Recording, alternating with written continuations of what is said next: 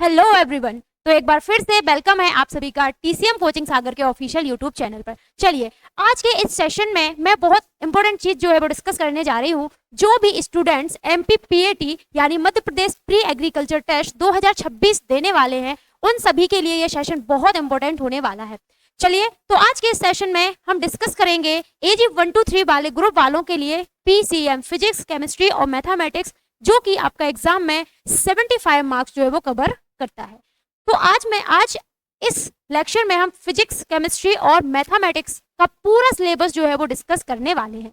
चलिए एक छोटी सी इन्फॉर्मेशन है आप सभी के लिए, जो भी बच्चे सीरियसली प्रिपरेशन करना चाहते हैं 2026 के लिए, उसके लिए हमारे बैचेस जो हैं ड्रॉपर बैचेस स्टार्ट हो चुके हैं। साथ ही साथ जो बच्चे चाहते हैं कि नहीं मैं सिर्फ बुक से तैयारी कर सकते हैं या बुक से कर सकते हैं, तो उन सभी स्टूडेंट्स के लिए हमारी बुक्स हिंदी मीडियम और इंग्लिश मीडियम में अवेलेबल है। आप बुक्स को ऑर्डर कर सकते हैं और हमारे इंस्टीट्यूट आकर भी परचेस कर सकते हैं।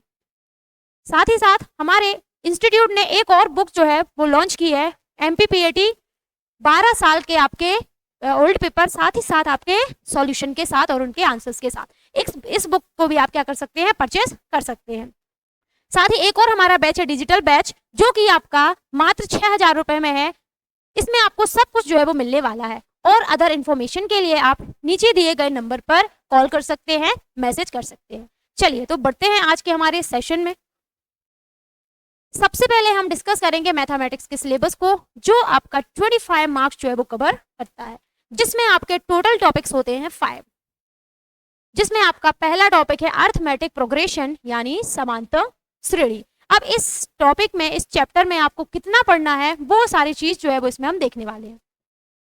तो अर्थमेटिक प्रोग्रेशन में आपको सबसे पहले डेफिनेशन के बारे में समझना है कि अर्थमेटिक प्रोग्रेशन होती क्या है, ठीक। देन इसके बाद आपको formula to find the nth term यानी nवां पद निकालने का फॉर्मूला क्या है, इससे रिलेटेड आपको कॉन्सेप्ट पढ़ना है। साथ ही साथ इसके क्वेश्चंस भी आपको करना है। Formula to find the sum of nth term, n पदों का योगफल कैलकुलेट करने के लिए एक फॉर्मूला होता है, वो क्या है। Then definition of arithmetic mean, समांतर माध्य के बारे में आपको पढ़ना है। Insertion of given numbers of between two given quantities, दो संख्याओं के बीच में आपको n पद निकालने का फॉर्मूला जो है वो ज्ञात करना है, उससे रिलेटेड क्वेश्चन हैं। साथ ही साथ आपको रिमेनिंग जो क्वांटिटीज हैं आपकी, s हो गया, a हो गया, d हो गया, n हो गया, इसमें कुछ रिलेशन होते हैं, उनके बारे में आपको पढ़ना है। इतने से टॉपिक से ये मान लीजिए आपके 4 से 5 क्वेश्चन जो है वो कवर हो जाते हैं। अर्थमेटिक प्रोग्रेशन में आपको इतना ही पढ़ना है और इतना ही आपके सिलेबस में मेंशन है, और इसी सिलेबस से आपके क्वेश्चंस जो है वो आते हैं। चलिए सेकंड टॉपिक है आपका ज्योमेट्रिक प्रोग्रेशन। देखिए जो अर्थमेटिक प्रोग्रेशन में है, सेम आपका वही ज्योमेट्रिक प्रोग्रेशन यानी गुरुत्व श्रेणी में है। इसमें केवल और केवल आपके फॉर्मूलेस चेंज होंगे, कॉन्सेप्ट आपका वही रहने वाला। जो सिलेबस आपका एपी का है वही सिलेबस जो है वो आपका जीपी का है, ठीक। तो इसमें भी देख लेते हैं। सबसे पहले आपको डेफिनेशन के बारे में समझना है। डेफिनेशन क्या है, आपकी गुरुत्व श्रेणी होती क्या है, किसे गुरुत्व श्रेणी बोलते हैं, जीपी किसे कहते हैं, इसके बारे में आपको देखना है। Formula to find the nth term, वही फॉर्मूला जो आपको एपी में पढ़ना है। Sum of nth term, sum of nth term निकालने के फॉर्मूलेज होते हैं, उससे रिलेटेड आपको क्वेश्चन करना है। ज्योमेट्रिक मीन क्या है, गुणोत्तर माध्य क्या होता है। Insertion of geometric mean between two given quantities. Finding of remaining quantities, वही आपका एस, ए, आर और एन में जो रिलेशन होता है उससे रिलेटेड जो है आपको क्वेश्चन करना है। देखिए एपी और जीपी सिमिलर है, कॉन्सेप्ट आपके वही है, सिर्फ और सिर्फ आपके फॉर्मूलेज जो है वो बस चेंज होते हैं, ठीक। नेक्स्ट टॉपिक जो है वो है आपका लॉगरिथम एंड कॉमन लॉग।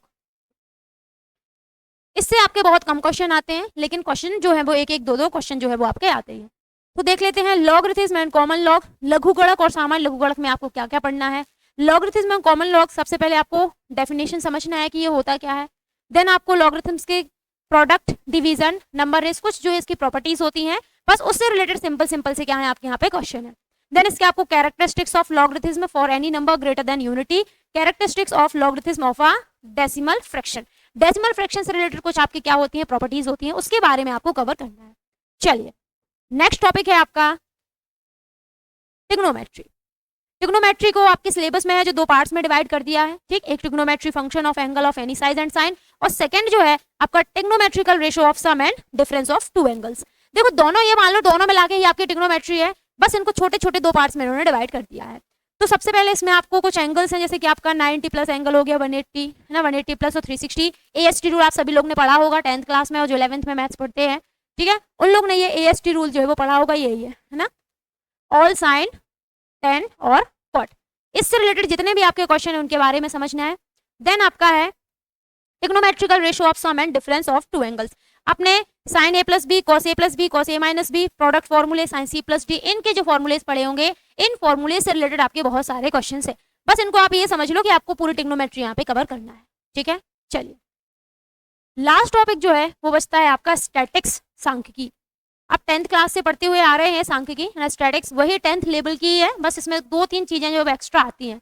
आपका सबसे पहले कैलकुलेशन ऑफ मीन, मोड और मीडियन, माध्य, माध्यिका और बहुलक, इनसे रिलेटेड आपको क्वेश्चन करना है। आपका ग्रुप डेटा हो गया है ना, अनग्रुप डेटा हो गया, डिस्क्रीट डेटा हो गया, कॉन्टिन्यूस डेटा हुआ, हर एक डेटा के लिए आपको क्या करना है, मीन, मोड और मीडियन निकालना है। देन आपको पढ़ना है एसडी, स्टैंडर्ड डेविएशन, फिर पढ़ना है आपको variance, mean deviation, group data using for various formula. इतना आपका स्टैटिक्स में।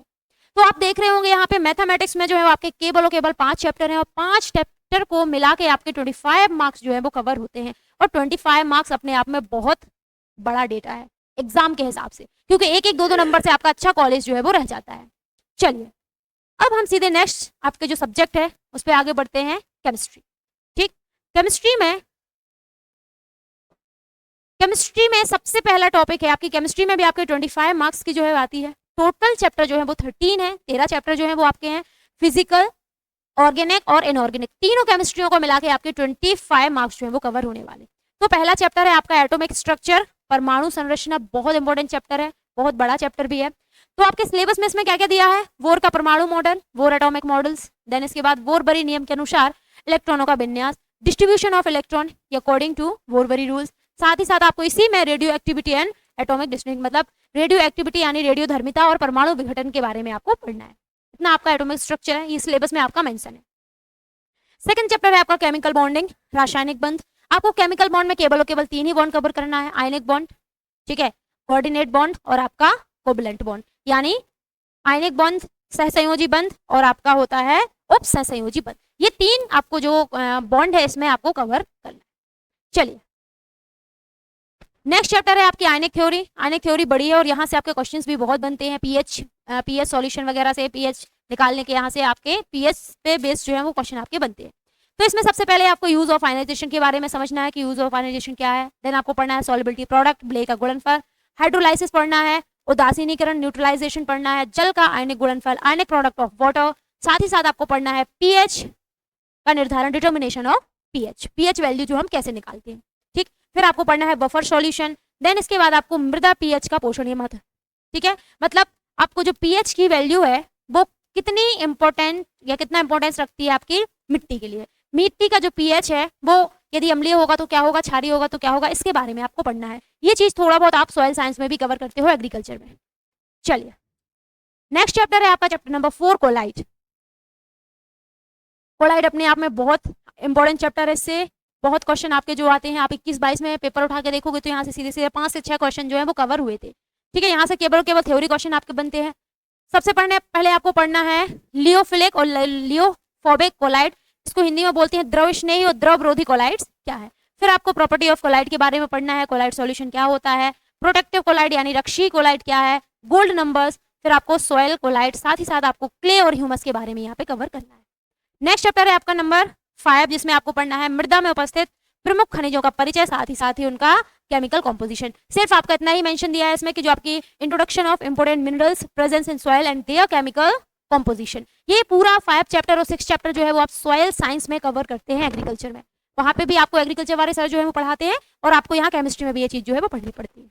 ठीक है, चलिए, चैप्टर नंबर 6 है आपका केमिकल फर्टिलाइजर यानी रासायनिक उर्वरक, जिसमें आपको एनपीके जो फर्टिलाइजर है उनका निर्माण जो है, फॉर्मेशन जो है वो कैसे होता है उसके बारे में पढ़ना है। साथ ही साथ आपको इसकी प्रॉपर्टीज भी पढ़ना है। फिर आपको उसके यूटिलाइजेशन, उसका यूजेस क्या है वो पढ़ना है। फिर आपका इसमें माइक्रोन्यूट्रिएंट, सूक्ष्म पोषक तत्व कौन कौन से हैं वो भी आपको यहाँ पे पढ़ना है। चैप्टर नंबर 6 है आपका वॉल्यूमेट्रिक एनालिसिस। ठीक है, इसमें आपको सॉल्यूशन जो आप 11th क्लास में और 9th क्लास में पढ़ के आते हैं, सॉल्यूशन चैप्टर बिलियन, उसके बारे में आपको इसमें मोलैरिटी, मोलैलिटी, नॉर्मेलिटी, ये सारी चीजें जो आपको यहाँ पे पढ़ना है। इसमें आपको दिया है बिलियन की दृढ़ता, स्ट्रेंथ ऑफ सॉल्यूशन, नॉर्मलता, नॉर्मेलिटी, ठीक है, acid, base and salt.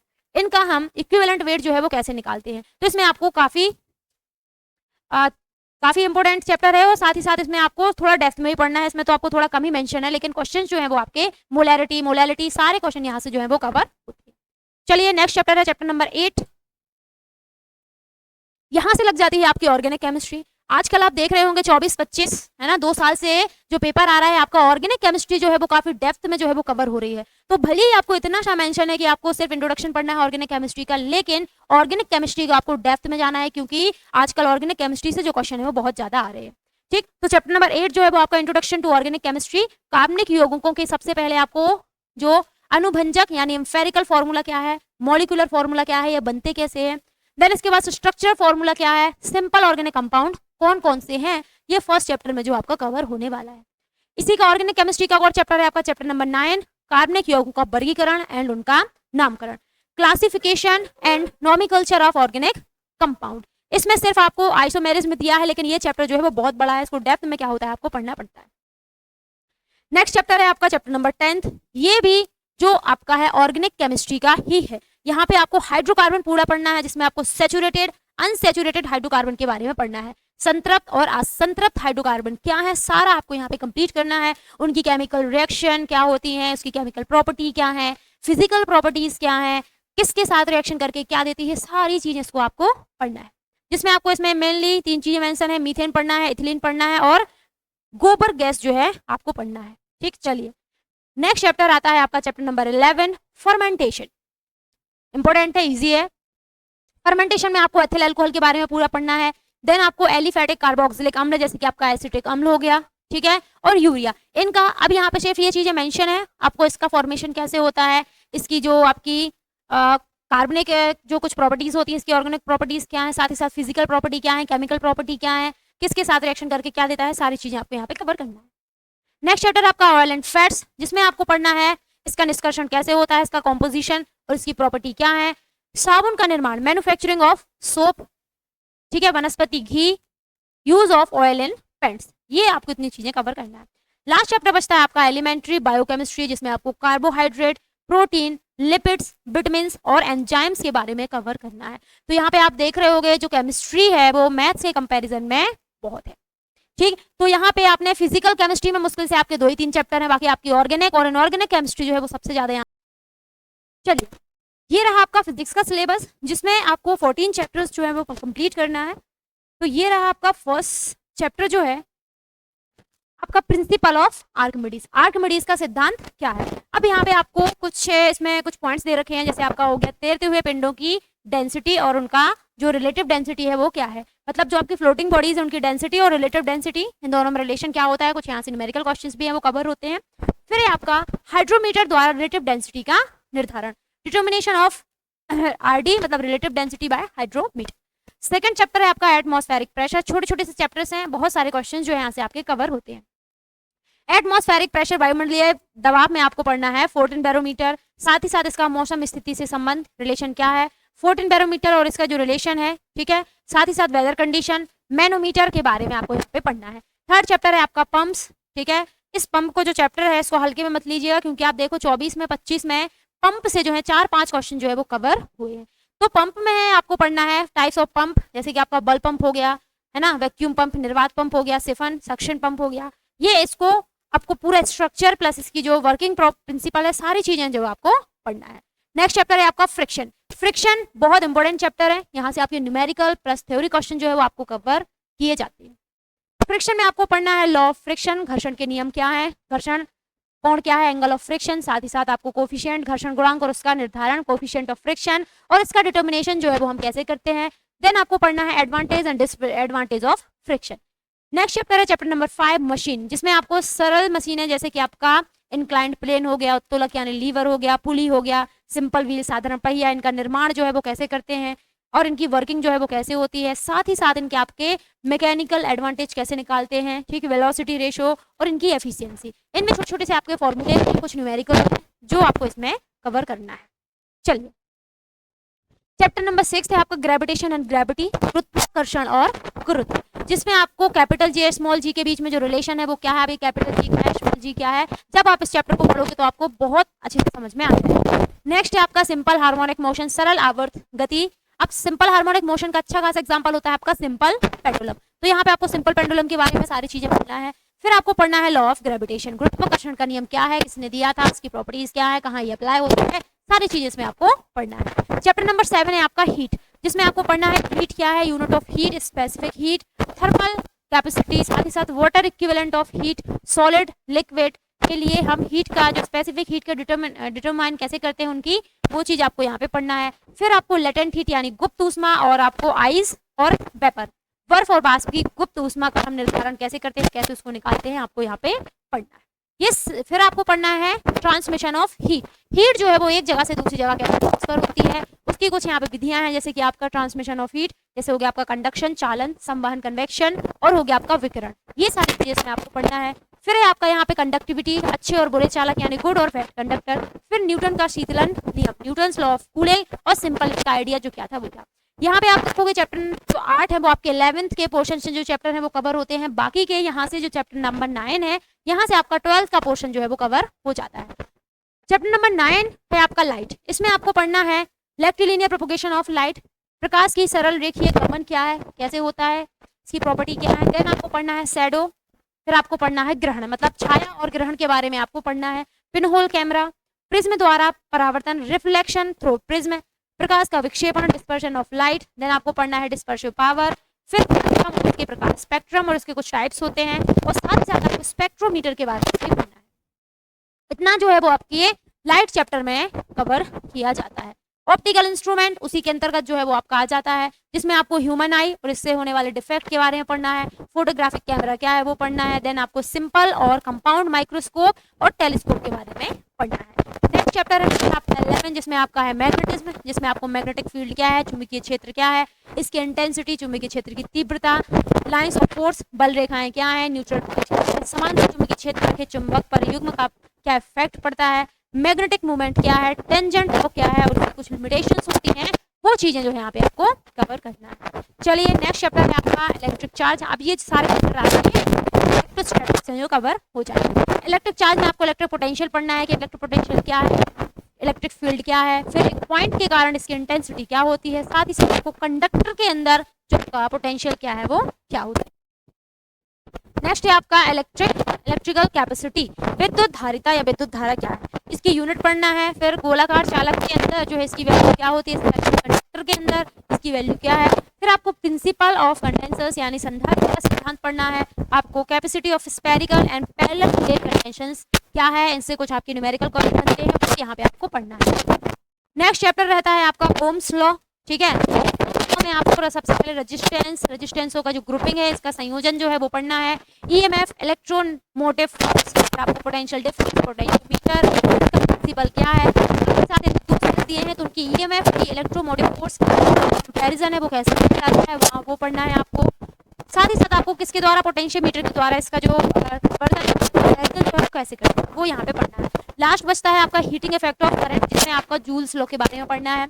Joules law क्या है, साथ ही जूल कैलोरीमीटर जे का जो हम डिटर्मिनेशन है वो कैसे करते हैं। फिर आपको यहाँ पे पढ़ना है घरेलू वायरिंग, जो आपकी हाउस वायरिंग होती है, लाइट फिटिंग होती है, वो किस सिद्धांत पर कार्य करती है, कैसे होती है। जो आपका प्रेस है घर में है ना, इलेक्ट्रिक आयरन है, वो किस सिद्धांत पर कार्य करता है वो पढ़ना है आपको। फिर आपको इलेक्ट्रिक पावर और एनर्जी के बारे में जो है वो कवर करना है।